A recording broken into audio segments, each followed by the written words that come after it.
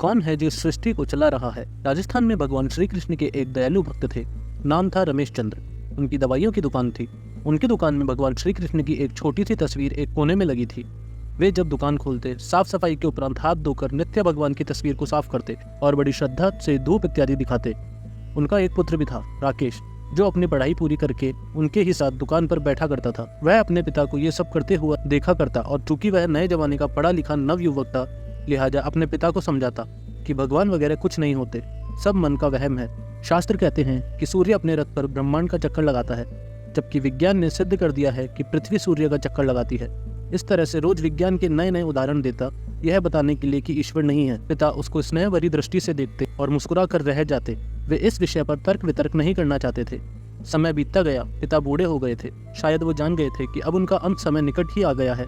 अतः एक दिन अपने बेटे से कहा, बेटा, तुम ईश्वर को मानो या मत मानो, मेरे लिए यही बहुत है कि तुम एक मेहनती, दयालु और सच्चे इंसान हो, परंतु क्या तुम मेरा एक कहना मानोगे?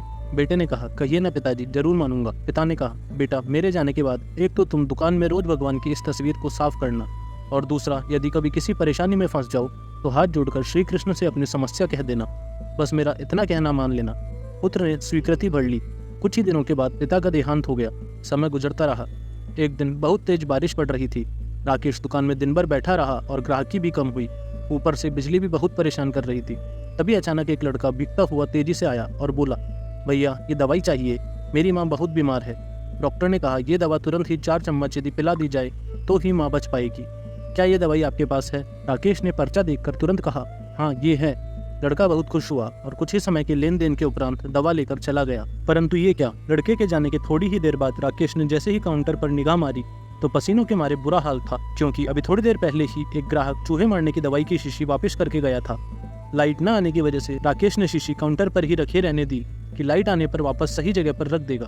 पर जो लड़का दवाई लेने आया था वह अपनी शीशी की जगह चूहे मारने की दवाई ले गया, और लड़का पढ़ा लिखा भी नहीं था। हे भगवान, अनायास ही राकेश के मुंह से निकला, ये तो अनर्थ हो गया।